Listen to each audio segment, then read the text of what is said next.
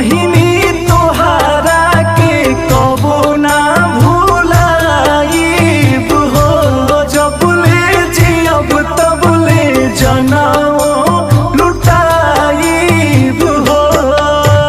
अरे भाई तू लोग चांद सूरज सन असही चमकत रहा लोग। जहिया से गइलो बहिनी छोड़ी के तू घरवा, सुन लागे अंगना दुआर हो।